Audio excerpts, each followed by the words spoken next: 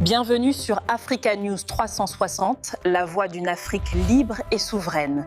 Abonnez-vous et restez informés. Monsieur le Président, honorables députés, chers camarades, c'est un agréable devoir pour moi de présenter devant votre auguste Assemblée l'exposé sur la situation de la nation. Quand la bonne gouvernance rime avec redevabilité et lorsque celle-ci devient une obligation constitutionnelle, il naît cette circonstance solennelle, ce rendez-vous annuel où l'exécutif rend compte de sa gestion au peuple. Je me plie à cet exercice républicain à un moment historique où la révolution progressiste populaire a été proclamée avec courage et détermination par le chef de l'État, le camarade capitaine Ibrahim Traoré, marquant ainsi une nouvelle ère pour notre chère patrie et mettant fin aux spéculations concernant son orientation idéologique et politique. Cette révolution, portée par les Burkinabés, prend irréversiblement racine dans les tréfonds de notre société. Elle incarne notre volonté commune de bâtir un Burkina Faso de paix, de liberté, d'équité, de justice sociale et de développement partagé pour tous. Avec conviction, nous avons décidé de rompre avec le modèle néolibéral qui se nourrit de la prédation de nos ressources. Nous avons tourné dos à ces partenariats à sens unique pour construire un Burkina Faso souverain, ancré dans ses valeurs endogènes et maître de son destin. Ce combat révolutionnaire, nous le menons grâce à l'engagement patriotique des filles et des fils de notre nation solidairement engagés avec les peuples du Mali et du Niger à faire de la Confédération des États du Sahel un espace de liberté, de dignité et de souveraineté. Depuis plus d'une décennie, dans nos villes comme dans nos campagnes, des femmes et des hommes valeureux se battent parfois jusqu'au sacrifice suprême pour que vive la liberté sur la terre de nos pères. Voilà pourquoi, à l'entame de cet exercice, je salue avec déférence toutes les composantes des forces armées nationales, l'ensemble des forces de sécurité intérieure, les volontaires pour la défense de la patrie, dont l'engagement, la bravoure et la détermination constituent le socle de la reconquête et de la sécurisation de nos terres et rendent ainsi possible notre aspiration à la souveraineté. Monsieur le Président, honorables députés, alors que le monde s'enfonce dans un cycle d'instabilité, que le contexte géopolitique mondial est caractérisé par des foyers de tension et de conflits qui déstabilisent l'économie mondiale et remettent en question les ordres établis, le Burkina Faso avance vaillamment sur le chemin de son développement et la restauration de l'intégrité de son territoire.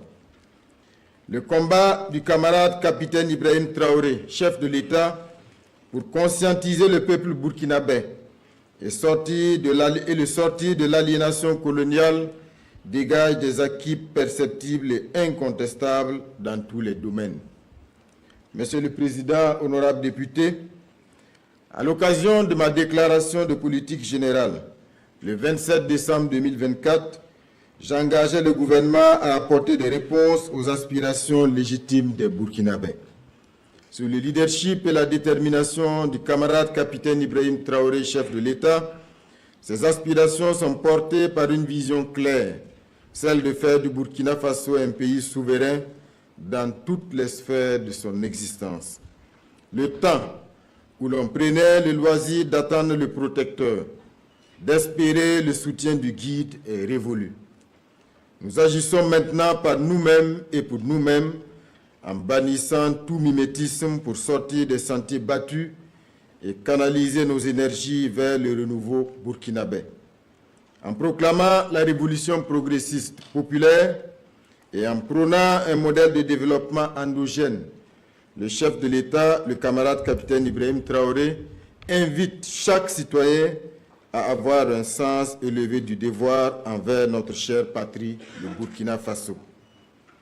C'est dans ce contexte que l'action gouvernementale s'est recentrée sur les domaines suivants: le rétablissement et le renforcement de la sécurité, le renforcement de la solidarité nationale et de la cohésion sociale, le développement du capital humain au service du peuple, la promotion de la souveraineté économique et le développement d'une diplomatie souveraine.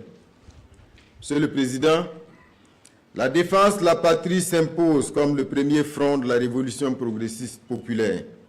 Ainsi, au cours de l'année 2025, la défense et la sécurité nationale ont été marquées par la poursuite de la reconquête du territoire, le renforcement des moyens humains et matériels, la lutte contre le grand banditisme et la délinquance financière.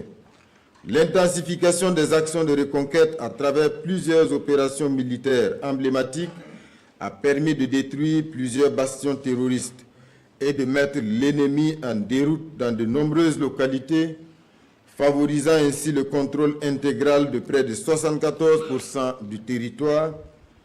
Les exploits de nos vaillants combattants ont favorisé la réouverture de 73 préfectures et mairies, plus de 600 structures éducatives, 38 formations sanitaires, ainsi que la libération et la réinstallation de 442 villages.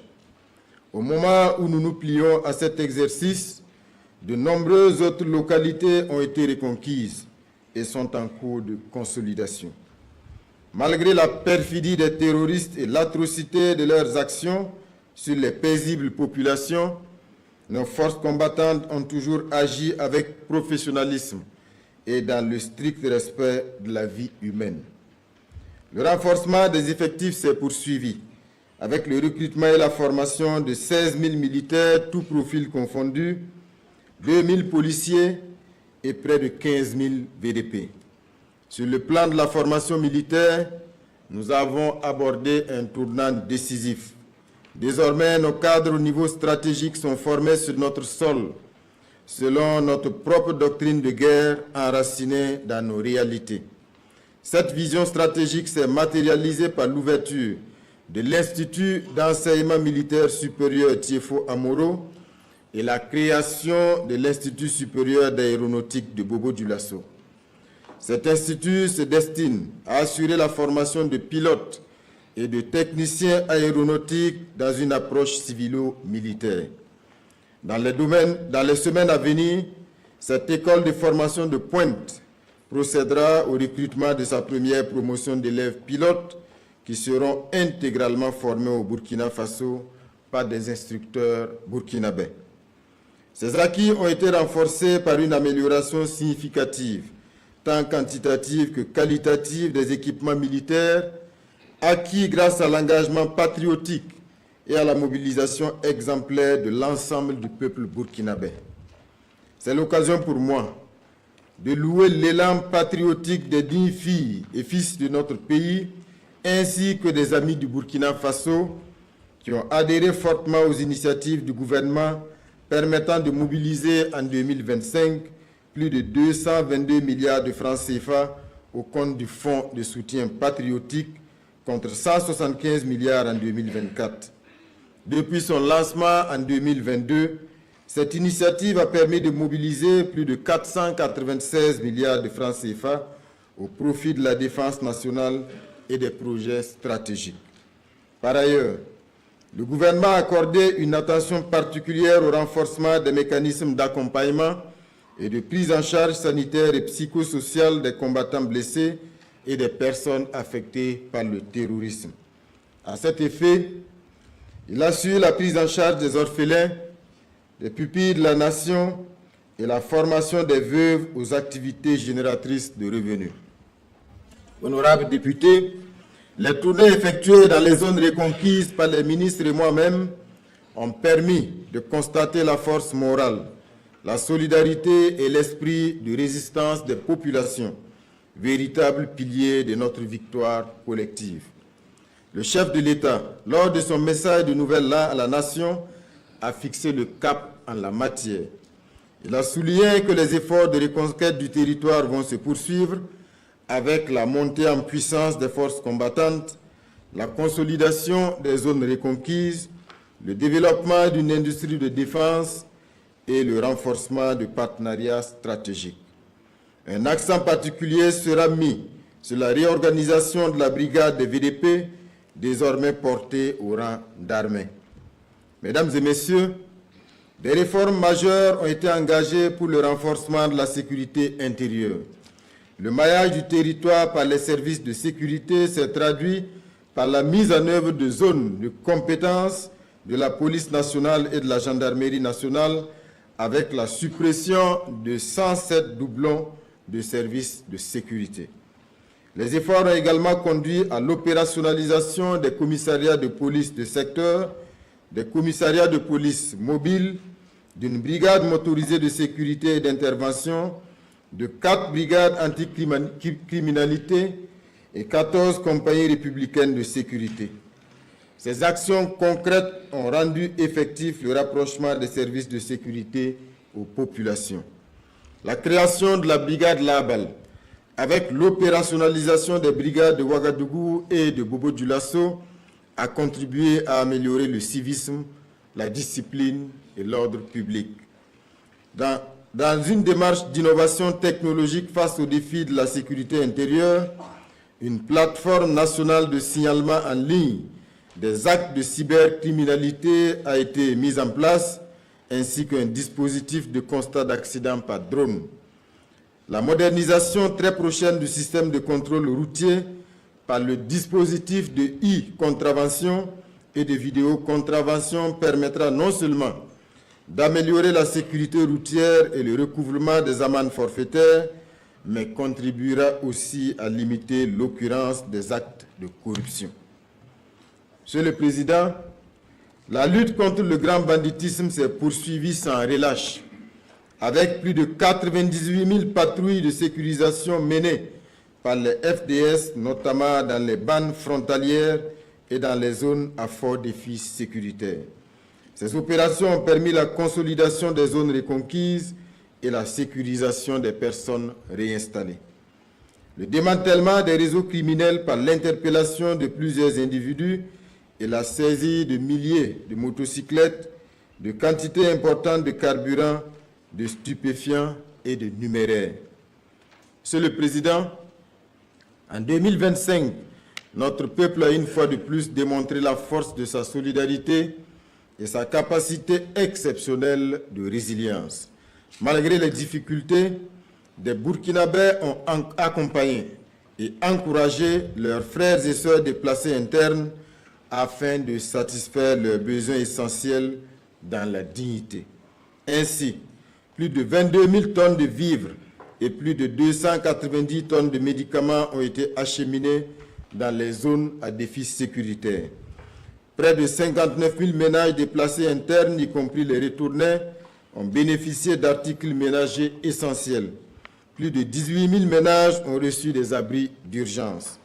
Des milliers d'élèves et d'étudiants déplacés internes ont été accompagnés par des bourses et des soutiens divers leur permettant de poursuivre leur scolarité.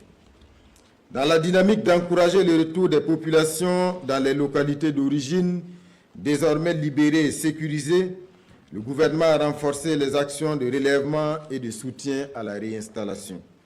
Dans ce sens, plus de 16 300 noyaux reproducteurs de petits ruminants, près de 6 400 tonnes de semences améliorées de plusieurs spéculations, près de 900 tonnes d'engrais, de fertilisants et divers autres matériels et équipements de production agro-pastorale ont été mis à la disposition des populations réinstallées.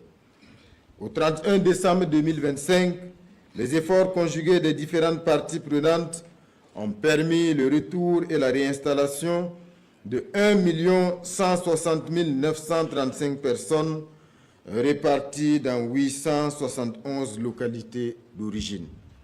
Honorables députés, dans la dynamique de reconstruction du tissu social, le gouvernement a poursuivi les efforts en 2025 en s'appuyant sur les forces vives et sur nos valeurs traditionnelles de solidarité pour raviver le sentiment d'appartenance à une nation et raffermir le vivre ensemble. Afin d'encourager et de mieux contrôler les pratiques et les discours religieux, le gouvernement a cartographié les sites de pèlerinage et engagé le processus d'adoption de la loi sur les libertés religieuses. L'adoption récente de la loi portant statut de la chefferie traditionnelle et coutumière ouvre la voie à la mise en place de mécanismes endogènes de gestion des conflits. Du reste, l'adoption par votre auguste Assemblée le 14 janvier dernier de la loi Faso Boukaoré vient entériner cette volonté de recourir à ces mécanismes traditionnels et coutumiers de règlement des différends qui bénéficient d'une grande confiance et d'une large adhésion de la population. Monsieur le Président, la concrétisation effective des idéaux de la Révolution et la transformation structurelle de notre économie requiert des ressources humaines compétentes et en bonne santé, pleinement mobilisées, aptes à soutenir les chantiers du développement national. Dans ce sens, le gouvernement a poursuivi résolument les réformes du système éducatif, du secteur de l'emploi, du système sanitaire, du cadre de vie et de la protection sociale. S'agissant de l'éducation, les curricula de formation et les supports de cours ont été revus avec notamment la généralisation de l'initiation au métier, l'enseignement de l'anglais dans toutes les classes, l'introduction progressive des technologies de l'information et de la communication et l'institution de la formation civique et patriotique. De manière concrète, les structures du préscolaire et du primaire ont bénéficié de plus de 2 500 000 kits du cartable minimum, de près d'1 900 000 nouveaux manuels scolaires et d'appuis spécifiques au profit de plus de 25 000 élèves vulnérables ou en situation de handicap. L'utilisation exclusive des produits locaux dans les cantines endogènes a été renforcée et près de 3 500 000 rations ont été servies. En 2025, 1 450 milliards de francs CFA, soit plus de 40% du budget, ont été consacrés à l'éducation et à la santé, avec notamment 11,79% pour le secteur de la santé et 28,34% pour le secteur de l'éducation.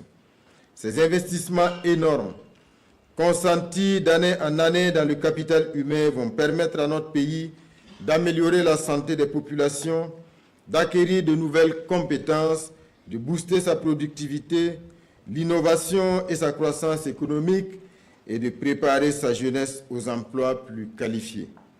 Dans l'enseignement technique et professionnel, l'objectif est d'accroître le nombre d'apprenants et d'adapter la formation aux besoins de l'économie nationale. À cet effet, des centres d'excellence, des centres de formation professionnelle spécialisés dans la transformation agroalimentaire, ainsi que des pôles de formation en mécanique d'engins lourds et en maintenance industrielle ont été créés pour soutenir le secteur des mines et de la défense. Au plan pédagogique, 45 programmes de formation au métier, 20 référentiels de formation et de certification, 49 manuels de l'enseignement et de la formation technique et professionnelle ont été élaborés. Honorables députés, le développement du capital humain nous oblige à répondre à la question suivante. Quel Burkinabé de demain désirons-nous pour notre chère patrie? Face à la crise des valeurs devenue préoccupante, le gouvernement œuvre à l'édification de citoyens burkinabés responsables, respectueux de leurs devoirs et obligations et pleinement engagés pour relever les défis du développement. Toutes ces préoccupations ont conduit à instituer l'immersion patriotique obligatoire et les camps vacances face au Mébo. Le chef de l'État l'a si bien précisé. La révolution a besoin de citoyens nouveaux, patriotes, intègres, solidaires, et nous ne pouvons pas mener la lutte contre l'impérialisme sans une jeunesse éveillée et consciente. L'immersion patriotique s'est déroulée dans 29 localités et a regroupé plus de 59 000 nouveaux bacheliers auxquels des rudiments pour affronter la vie ont été inculqués en lien avec l'entrepreneuriat, les valeurs civiques, le patriotisme et l'engagement citoyen, les enjeux géopolitiques, l'idéologie et le développement, la cohésion sociale et les relations communautaires. Les camps vacances Faso-Mebo ont été un prolongement de l'école de la vie. Ils s'inscrivent dans la dynamique de refondation nationale qui place la jeunesse au cœur de la construction d'un Burkina Faso plus uni et résilient. La première édition de camps vacances Faso-Mebo a réuni 910 enfants à Ouagadougou et à Bobo-Dioulasso et les résultats ont été au-delà de nos attentes. Mesdames et messieurs, au niveau de l'enseignement supérieur, des actions majeures ont été menées, notamment pour la résorption des retards et la normalisation des années académiques dans les institutions publiques d'enseignement supérieur et de recherche.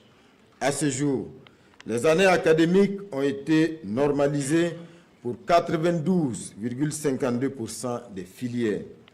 Les efforts ont également permis le lancement des constructions de 40 amphithéâtres modernes, la réhabilitation de la bibliothèque universitaire centrale de l'université Joseph Kizerbo et l'achèvement des travaux de construction de 2 espaces numériques ouverts à Ouagadougou.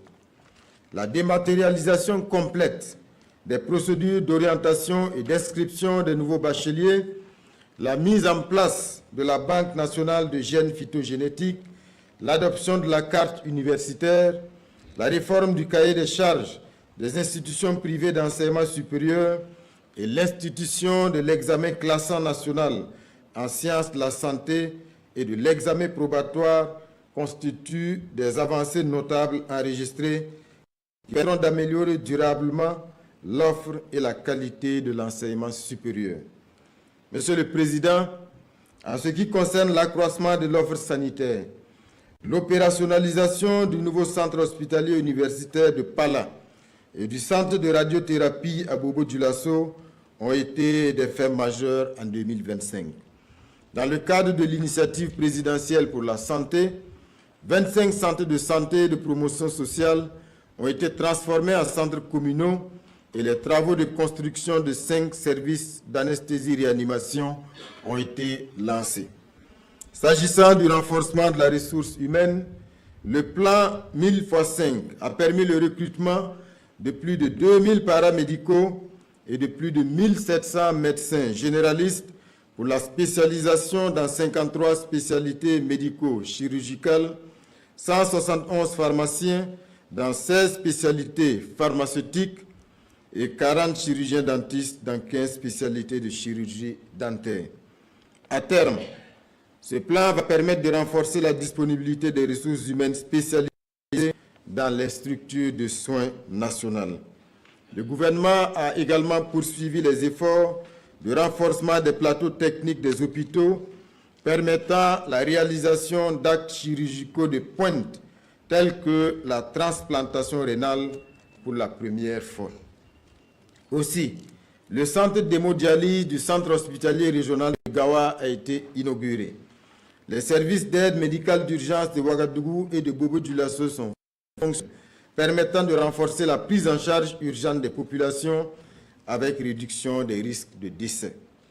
Par ailleurs, l'opérationnalisation du centre de médecine traditionnelle et de soins intégrés s'est poursuivie avec la mise en fonction d'unités, notamment l'unité de soins traditionnels et l'unité de production de phytomédicaments. Enfin, l'amélioration continue du plateau technique. Pour l'amélioration continue du plateau technique, le gouvernement, dans le cadre de l'initiative présidentielle pour la santé, mettra en route en 2026 le projet de construction de l'Institut du cœur du Burkina Faso. Il s'agit d'un centre hospitalier spécialisé dans la prise en charge des maladies cardiovasculaires et la chirurgie cardiaque. Cet institut se consacrera aux soins, à la recherche, à l'enseignement, à la prévention, à la réadaptation ainsi qu'à l'évaluation des nouvelles technologies en chirurgie cardiaque et en cardiologie. L'ambition est d'améliorer significativement l'offre et la qualité des soins en matière de prise en charge des maladies cardiovasculaires au Burkina Faso. Honorables députés, Le renforcement de la protection sociale de nos populations demeure un défi majeur du gouvernement.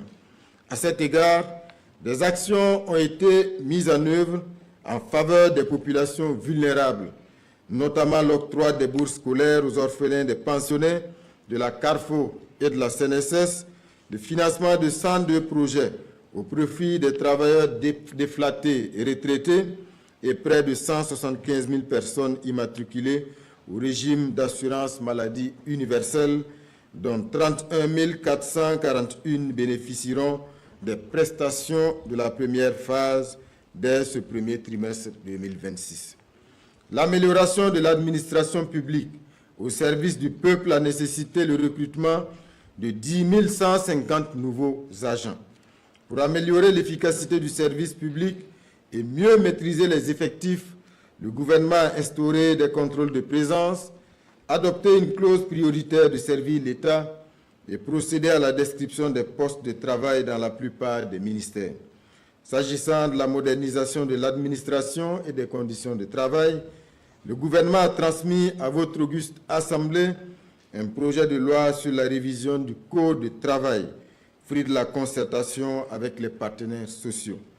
Il a également lancé une vaste opération d'authentification des diplômes et titres de capacité des agents publics, à commencer par les membres du gouvernement.